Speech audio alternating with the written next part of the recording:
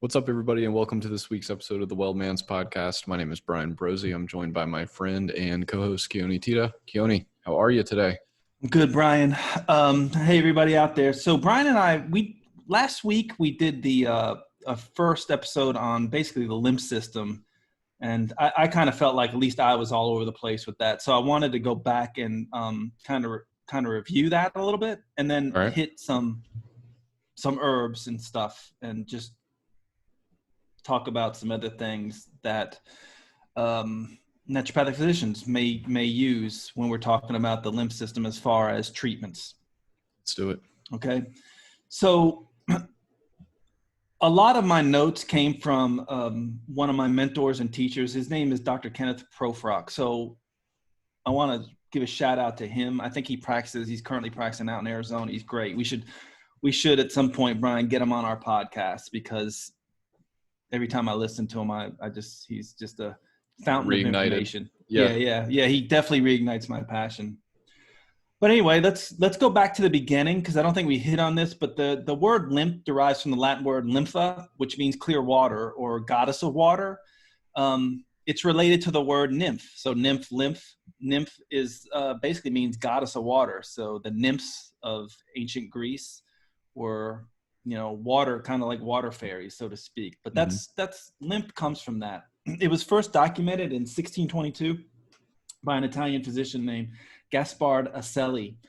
He called them milky veins at the time. And only like 6 years later, there's another doctor. His name was Dr. William Harvey, and he's the one who discovered the circulatory system. So it's interesting how the lymph system was actually kind of, if you will, discovered before the circulatory system. Yeah, but anyway, the lymph is just like the circulatory system is unidirectional, okay? And it's enabled by lymph valves, just like with valves in the veins. The flow is in one direction. And at lymph capillaries, these are where lymph capillaries kind of combine with arterioles, or the capillaries where veins and arteries come together. That's where kind of the lymph collects stuff.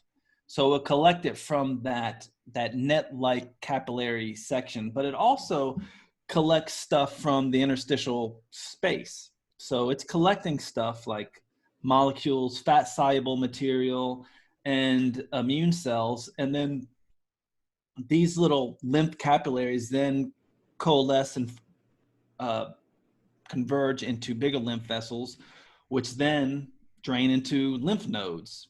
And then the lymph flows through the thoracic duct and through the right lymphatic trunk, and then enters back into the venous system. So what basically causes the movement, and we talked about this last time, is muscle contraction. Yeah, movement does, but also muscle contraction. And the other form of movement is actually the heart. The heart actually does that. And the way it does that is through normal blood pressure. Mm-hmm. So the heart definitely affects the lymph circulation. And basically it's like it circulates, I think the estimate is about 3 liters of fluid picked up by the lymphatic system a day, either out of the capillary beds or out of the interstitial fluid. Yeah, so that's a lot. We're thinking about those big 2-liter Cokes. It's a lot, and it's a big part of our immune system. So that's why it's very important to keep the immune system intact. Right. Unfortunately, and we talked about this last time, a lot of people can have problems with lymph blockage, and usually it stems from like surgery or radiation or something like that, or removal of lymph nodes, and they can get an accumulation of lymph in their limbs or certain areas. Anyway, the lymph flow is maintained along a system of vessels similar to venous flow, like we were saying. External muscular contraction really helps it move along, as well as the pumping action of the heart. But also, as we said last time, things that move lymph are proper breathing. So the diaphragm helps move lymph. Bowel contraction, bowel movements help move lymph. What else do we say? Gravity is another one that helps move lymph. But the main thing I would say is muscle contraction. Hence another reason why we're always harping on exercise, Yeah, absolutely. So what are lymph nodes? Basically, they're spaced throughout the lymphatic system. They remove foreign material such as infectious microorganisms. They actually filter stuff, but the lymph nodes are basically considered secondary lymph organs. The primary lymph organs, though, and we talked about this last time, are the thymus gland and the bone marrow. And this is where all our basic immune cells come from for the most part. So these are sites of lymphocyte maturation, things like the thymus and the bone marrow. You can think about T cells coming from the thymus, B cells coming from the bone marrow. That's a good way to think about it. And then we talked about secondary lymphoid organs. These are the lymph nodes. These are like the spleen, the MALT, mucosa-associated lymph tissue. And in these secondary lymph organs, this is where a lot of our immune cells mature. Yeah. So with that, I just want to, because I don't think we talked about this, Brian. Did we talk about innate and adaptive immunity last time? I don't think we did. No, we didn't touch on that. All right. So I just want to go over that real quick because I think it's important for our listeners out there.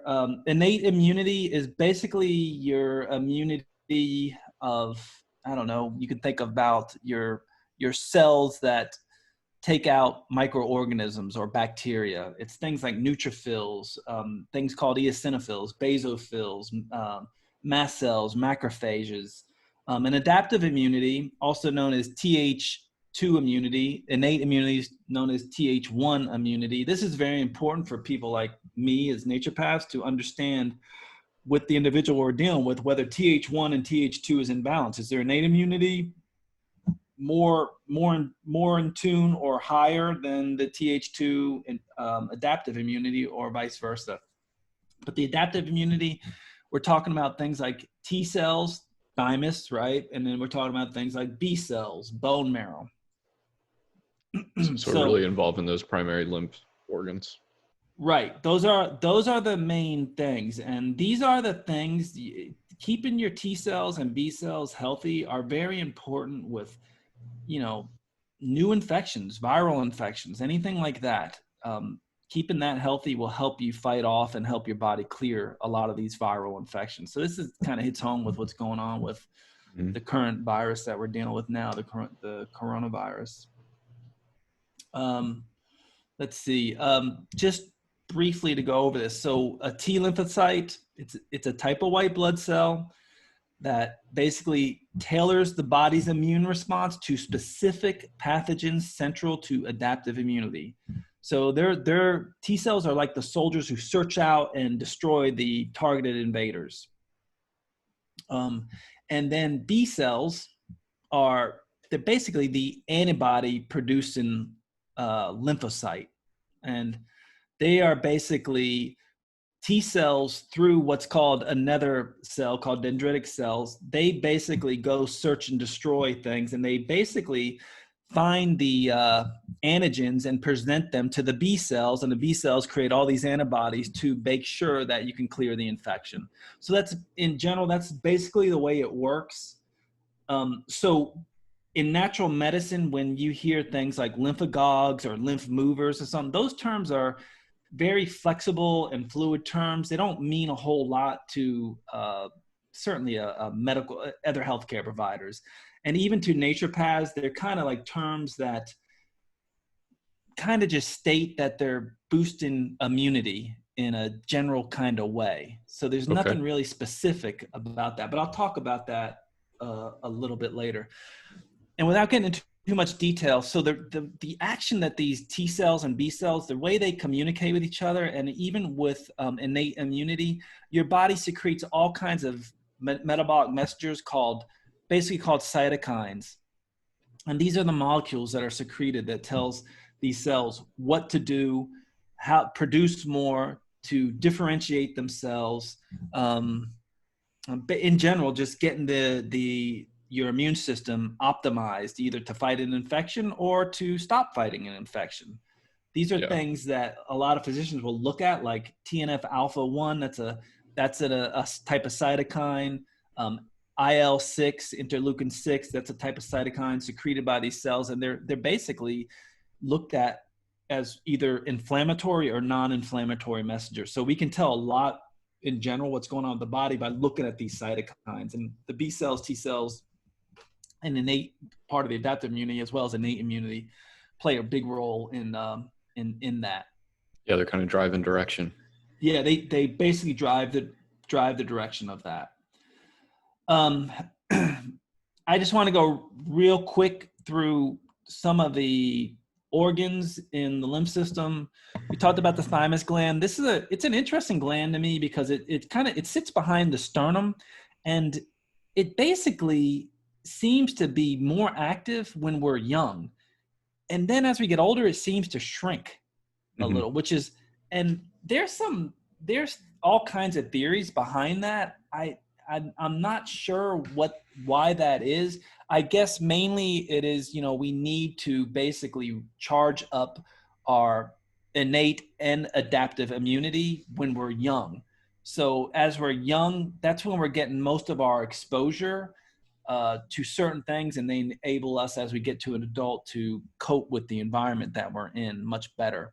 That's why you see a lot of things like kids doing better who have animals growing up, or who get to play in the dirt or eat disgusting things. They seem to have a better type of immune system. Yeah. Kind of atrophying like a muscle as we get older, it seems. It does. It seems like it atrophies with disuse. It's not needed as much. So it's just an interesting thing. But there are other theories about why it may atrophy, but that's kind of one of the theories out there, the most popular one. What else?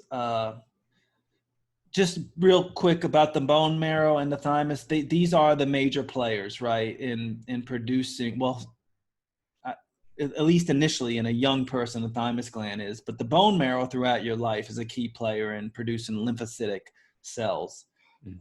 And this is where they basically are born in the bone marrow, these lymphocytic cells. So cells that in the bone marrow, B cells, they'll remain in the bone marrow as they mature, and then they go out into the lymph system and into the body and do their thing. T cells kind of mature more in the lymph system. And then the secondary lymphoid organs, we talked about something called MALT, the mucosa-associated lymph tissue. This is just lymph tissue that is basically found in the body where the body is exposed to the outside world primarily. So you may have heard of things called GALT, which is the gut-associated lymphoid tissue. There's something called BALT, B-A-L-T, bronchus-associated lymphoid tissue. There's something called NALT, nasal-associated lymphoid tissue. There's something called LALT, larynx-associated lymphoid tissue. What else? There's actually called VALT, vulvovaginal associated lymphoid tissue. Think of all the areas that are exposed to the outside world. This is where the immune system is just sampling the outside environment and saying, okay, this is okay for us to take. This is foreign. Don't let this in. Something foreign came in. We need to mount a response. Yeah, that's a good way to put it. Kind of sampling the outside environment. Right. One part of the lymph system are the tonsils, right? For many years, doctors used to take those out thinking that they don't have any type of, function in the body. Mine are gone. Are yours are gone? Yeah. They used to think they had nothing to do with the body, but they are actually part of your immune system. So they're, as you know, Brian, they're located on the inner surface of your pharynx, deep into your throat. They're important in developing immunity to oral pathogens. That makes sense, right? So when you're breathing in air or eating stuff, it gets sampled by the back of your throat, and these tonsils act like a sponge and sample everything you're eating, drinking, or breathing. So it really helps with your immunity, and it helps determine what your immunity is going to be like long-term to like environmental pathogens and long-term protection from infection. So if at all costs, if you can avoid taking out these, then you definitely should. Another part of the immune system, not necessarily part of the lymph system, but another organ, we talked about this before when we talked about vestigial organs. We talked about the appendix. Remember? And that's kind of like, they used to think that had really no use either. It's kind of a vestigial thing that from an evolutionary history where our small intestine used to be really long, and we needed an extra large small intestine to help us digest plant food and stuff like that. But it is part of the immune system, but not necessarily the lymph system. But it's just interesting that also has a function, but they were saying for the longest time that it doesn't. Yeah. So is there anything else that we should go over, Brian, with what we talked about last time? I mean, No, that's it. We talked about treatment, right? Should I just go over that real quick? We talked about, like, from a PT's perspective, from a massage perspective, moving lymph. Yeah. We talked about complete decongestive therapy, manual lymphatic drainage, some Right. decongestive exercises and ways to go about decongestive exercise, and a little bit on lymphedema, but you can go listen to the previous episode to catch all that. Right. The other thing, here's something that I found really interesting with lymph. They seem to say that the lymph itself can contract. So there must be like smooth muscle within the lymph vessels or something. That's interesting. That's fascinating to me. There's one study that showed that regular bowel movements help move lymph, and then hydrostatic pressure on the body. So if you really have an issue with swollen legs or limbs or anything like that, getting in water can help move lymph. So getting in a pool and swimming really can help. Just the pressure of the water on your body can help. Yep. It'd be like a compression garment. Perfectly fitting too. Right. Yeah. We talked about also we talked about gravity, like recumbent sleep and stuff like that. And then you also mentioned last time about making sure that, like, compression socks, compression stockings, that the pressure is appropriate. Yep. And that's, I don't think a lot of people realize that. Even a lot of doctors don't. They'll just say, go get compression stockings without really thinking about what the actual pressure is there. Yeah. And being specific to the upper extremity versus the lower extremity, and then where you're at. And of course, we don't want it to be any higher than 50 or 60 millimeters of mercury, so we're not occluding like our arterial flow. Right. Okay. Yeah. Yeah, which will make you much more uncomfortable than what you already are. Yeah. All right. So let me just get into like a few of the main herbs that we naturopaths talk about as basically lymph movers. We call them lymphagogues. Another name is like alteratives. At what point are you suggesting these types of things, Keoni, in general? Is it someone who just gets radiation treatment and then you start suggesting these, or when does it come into your arsenal? So that's when I said that these words are kind of elastic terms. Mm-hmm. Because when I first heard the term, when you hear lymph mover, you're like, oh, okay, you take something and, these things are going to move the lymph along. And that's not true. Like, you're not going to take something and it's going to enhance lymph flow. But what it will do is it will boost, help proliferation of immune cells. It will help differentiate certain immune cells. Alteratives, lymphagogues, you can think about them as immune enhancing herbs that are more specific for the lymph system. Okay. But you can't, I had never seen a study or heard where, okay, I'm going to take a lymph mover herb and then all of a sudden my lymph is circulating quicker through my body. That makes no sense at all. Mm-hmm. But what it can do is it will just enhance, your immune function. So that's basically what I think. It just stimulates an immune response. So when you hear the term lymph mover, I think it's a crazy term to use. I've a lot of naturopaths will use that term and, also will say, it's not really specific to what it does. So that's the main thing. So so if somebody has swollen tissue in their limbs or their lower body or whatever, whether it's from radiation or they had breast cancer where they had to remove lymph nodes or some type of cancer, taking a lymphagogue type herb probably is not going to do a whole lot to move. It may help, but it's certainly, you're not going to see that swelling just drain away by taking those herbs. Right. So you may suggest it much earlier if that's the case, or even if we were mentioning, for the coronavirus, at a time where your immunity is more tested. Right. they will, alternatives, another term for it being a less term, you can think about it as just enhancing overall body function. So you can say, well, indirectly, if I'm enhancing overall body function, then indirectly I am enhancing lymph flow. Right. Kind of getting into that in that adaptogenic herb territory. Right. You're kind of getting to that adaptogenic herb territory. The other thing that's specific, I just want to talk to you. I think we talked about this term a while ago called hormesis. Mm-hmm. And I think this is where these lymphagogue herbs really play a role. What hormesis, whenever I hear that term, I think about the Nietzsche saying, that which does not kill you makes you stronger. With a lot of these specific lymphagogue herbs, basically what they're doing at a certain dose, they seem to have a beneficial or optimizing effect, and it's usually at lower doses. So a lot of these herbs, you see them taken in tinctures, in drops, and things like that. And those low doses seem to have more of a stimulating effect. As soon as you get to higher doses, they seem to have more of a toxic effect. So low doses induce a beneficial effect on the organism where the high doses don't. So that's interesting. And this is a way, think about this. So this is a way I look at it like the greater world works, right? So a little dose of, working your muscles, right, gives you a growth effect or an anabolic effect. But working out too much gives you more of a catabolic effect.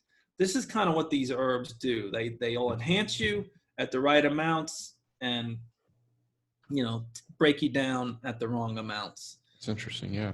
But the herbs I'm going to mention here, these are stereotypical lymphagogue herbs that are known in the literature as such, and that herbalists will immediately recognize many of these, and same with naturopathic physicians will recognize all of these as lymphagogues or lymph-moving herbs, or a better term may be alteratives, which just mean enhancing function of certain tissues in the body. All right, feed me. All right, Mama bird. So the first one, Anomopsis californica. It's called Herba mansa. Okay, it's an antimicrobial for swollen gums and sore throat. Okay, so think about the lymph tissue in the mouth area and stuff. Think about the tonsils and stuff like that. It has a traditional history of use as a poultice for wounds and sore joints. It also has some anti-inflammatory activity. It is very soothing to like sore throats, and traditionally it's been used for will have like inflammation in the lungs, so it's soothing for that. Anyway, stereotypical, known as a lymph mover, lymph herb. That herb is kind of native to the southwestern United States. How do you prescribe like taking these? Are you taking them? Most of these are done in tincture forms in like 1 part herb, 5 part liquid tincture form. Gotcha. And you give them in drops. Okay. Primarily. Another one is called wild indigo. This one, the Latin name is Baptisia tinctoria, and it's indicated for like inflamed gums, laryngitis, sinusitis, tonsillitis, cardiovascular edema.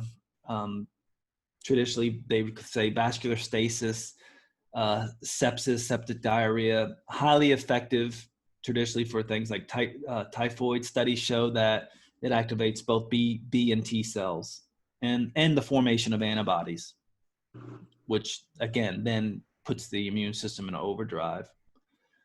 Any of the herbs that contain a compound called berberine are also kind of known as lymphagogues. Berberine is a well-known antimicrobial substance found in certain herbs like Oregon grape or barberry.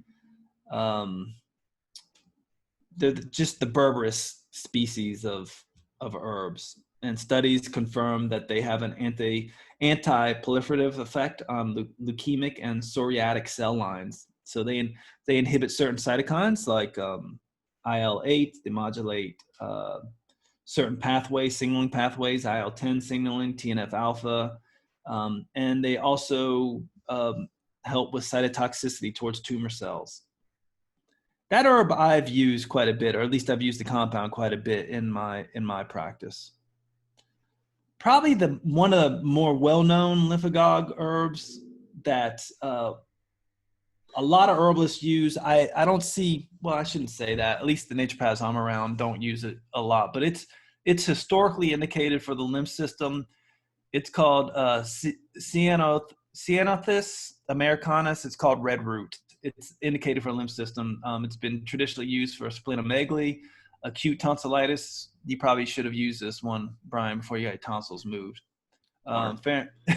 So the MD did not say that, Keoni. Yeah, I can't imagine the MD saying, yes, Brian, take red root, you'll be fine.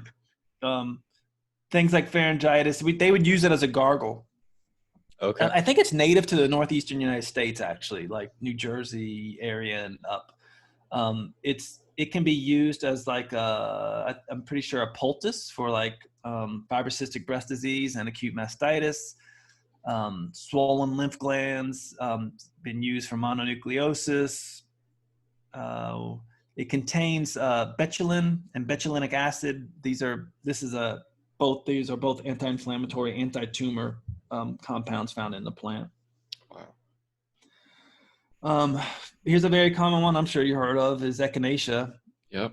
And it's all species of echinacea that seem to have immune modulating effects. So the echinacea purpurea and echinacea angustifolia and echinacea pallida or pallida. And it's very non-specific immunomodulatory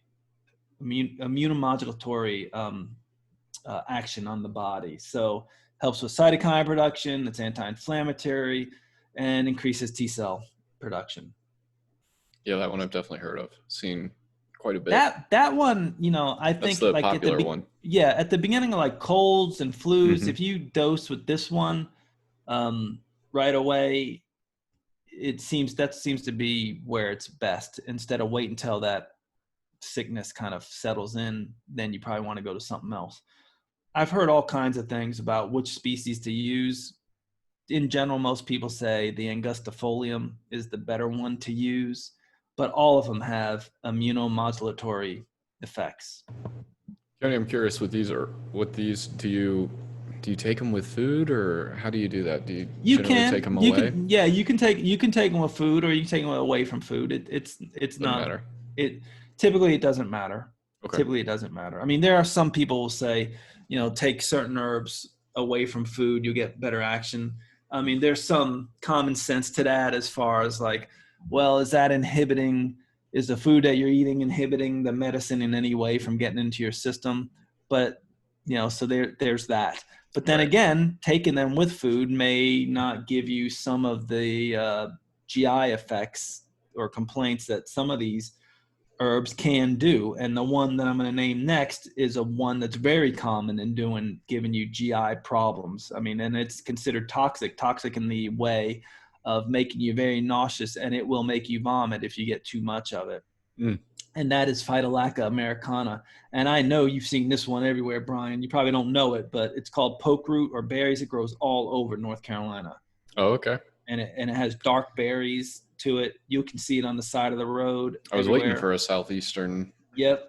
It's traditionally used for lymphatic swelling, mostly as a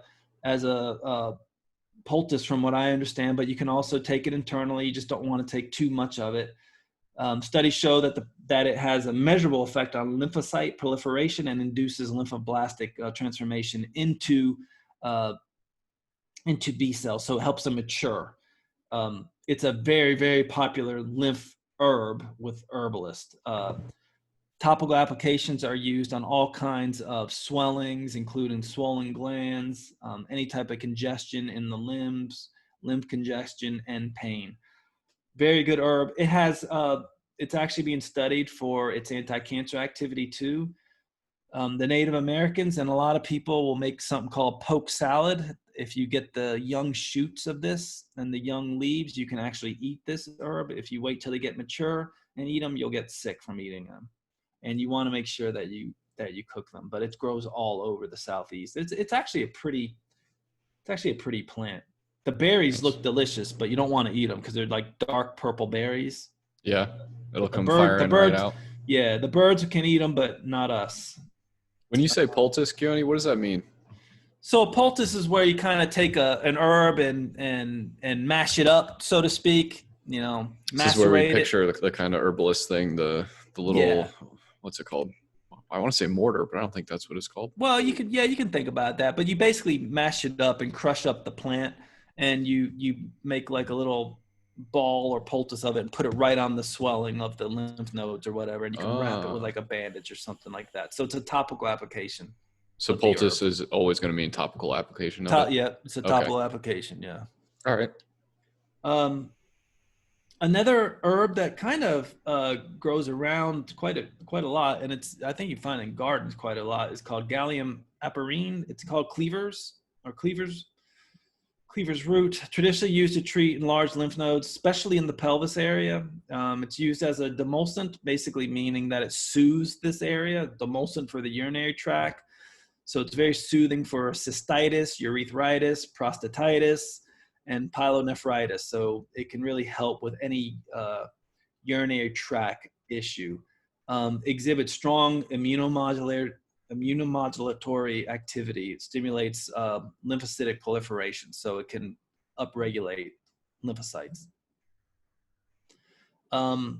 Another one that I have used this one before, but usually in combination. It's called Iris versicolor. It's called Blue Flag. I've used it for things like thyroiditis or hypothyroid, and then it's also popular with children with any type of eczema. It was traditionally used for cholera, dysentery, of course, glandular enlargement. Think about swollen lymph nodes, uterine disorders, ascites, swelling in the abdomen area, anasarca, basically whole body swelling, rheumatism, and of course, any type of skin condition. So that's why they use it for children with eczema. What else are the other ones? There's other herbs out there that herbalists would know of. There's something called Stellingia sylvatica. It's called Queen's Delight. Native Americans used to consume this root to prevent infection after giving birth. It actually, in research, it seems to have the potential to eliminate HIV from the body, and other viruses. Wow. Yes, that's a pretty cool herb. Another very common lymphagogue herb is called Xanthoxylum americanum. The common name is called prickly ash. Traditionally used in the treatment of fevers, poor circulation, and the old term agu. Agu is basically having fever and chills alternating, fever and chills. So it's basically the old term for fever and chills. Anyway, it's considered antispasmodic. It's an important remedy for mouth, throat, and the digestive tract. So think about your malt and galt and all your alt type things. So that herb affects all those, and all these herbs affect that. There's a lot more lymphagogue herbs out there, but those are the main ones that I'm most familiar with. And your biggest recommendation, Keoni, would be to find a naturopath or an herbalist? Find an herbalist that's certified with the American Herbalist Guild is for any of this, or a naturopathic physician, and especially one who is an expert in herbs. But all naturopathic physicians know what these herbs are and what they do. And that was the American Herbalist Guild? Because that was going to be my follow-up question. How do you find a good one? Yeah, American Herbalist Guild. You could just Google that, and you should find them. And the ones that are registered on there are, the appropriate licensed. Yeah, they're higher quality herbalists. I mean, that's not to say that there's some other herbalists out there who just are passionate for them and know a hell of a lot. But that, you kind of have a standard of care there if you're using them. So I think that's it. I think we covered most of it. Is there anything else we should go over on that? No, that's as far as that being the herbs. Is there any other treatment that you would? So we went over kind of exercise. We went through the breakdown of what would make good exercise for lymph flow from the beginning of anti-gravity, kind of clear on the highway out first, like we talked about in the last episode. Yeah. And then you're hitting them with these herbs at various points. Maybe it's before treatment. Maybe it's as the immune system's about to be tested. Maybe it's while they're actually sick. Correct? Right. Yeah. And then is there anything else that you would kind of have the person do other than our obvious kind of multivitamin, healthy lifestyle type stuff? Well, I think it's very important. I mean, this speaks to proper breathing through diaphragm. Yeah. I mean, that is probably, if I had to guess what is probably the best lymph mover in the body, I would say proper breathing. Interesting. Okay. So a lot of people breathe through their shoulders instead of through their abdomen. If you're breathing through your abdomen, that you're actually getting good contraction of that diaphragm, where it's like, and as that diaphragm, as you breathe in, that diaphragm is basically massaging all those, galt tissues in the intestinal tract. So it's very, very important. And then 100%. I don't know, Keoni, if you ever played with the parachute as a kid in gym class. There's like a huge parachute that you would play with. The diaphragm kind of does that, but the opposite. So it'll like parachute down. It's this dome on the bottom of your rib cage, and it's going to parachute down and do that massaging Keoni is kind of talking about, because it's going to create that, all those things we mentioned about increasing the pressure, its actual muscle contraction, so on and so forth. But it's doming down into your gut, and that's why you should, if you're breathing through your diaphragm, kind of see your belly expand as opposed to your rib cage and shoulders, like you mentioned, Keoni. And this is one of the main reasons, like you'll hear doctors or healthcare providers say, you need to learn to breathe properly, or yogis or whatever. It really does get down to, helping boost immunity by stimulating lymph flow. And of course, what doesn't exercise do, that's not good for you? I mean, exercise is a big one there also. But I'd say if we're going to talk about what are the true lymph movers, it's the mechanical pumps of the body. Okay. So it's muscle contraction, it's the diaphragm, proper breathing, it's proper heart function. Absolutely. If you want to have external treatment, then think about, seeing your PT for lymphatic drainage or a massage therapist. If you want to do it on your own, use hydrostatic pressure. Swimming in a pool is great for moving lymph. If that's your goal, do exercise in a pool. Would be probably one of the best lymph moving exercises you can do for your body. When you're asleep at night, especially if you have swollen lower limbs, you want to elevate them when you're relaxing. You want to elevate them. Sitting all day, you want to try to minimize that. You want to get up and move around every 45 minutes to help move lymph. And just like the venous system, that has that unidirectional flow, and it's kind of has those unidirectional valves. Those valves can blow out if there's too much back pressure on them. So that's why movement is so important. So you see that kind of with like varicose veins and things like that. Yeah, that's where we're really starting to see that lymphedema. Right. One of the causes. Right. And, one of the things also with infections, with subsequent infections through our lifetime, a lot of these lymph nodes will get swollen and become hard, and they're essentially no longer functional in a sense. And that kind of shuts off the lymph flow. So that's where a lot of these herbs can really help. Like if you just let an infection kind of settle in and you're just hoping the body will fight it, maybe not using some of these, or using some of these lymph herbs will prevent the scarring of lymph nodes that have been, chronically overused or inundated with infection and cellular debris and stuff like that. That's interesting. I got to wonder if massage would do the same thing, like to that specific node. But I don't have, that's just conjecture, but that's interesting. I think a good way to think about the lymph system is think about it as one of the main detox organs or organ system.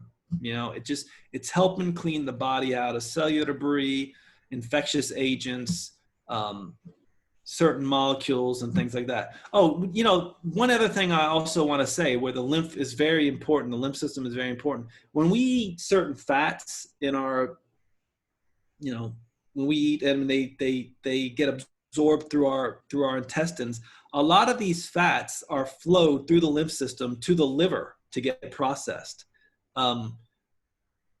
What they are finding is certain fats, like trans fats or hydrogenated oils, even some saturated fats, do not flow well through the lymph, whereas a lot of the healthy oils like monounsaturated fats, they help promote the optimal flow of lymph.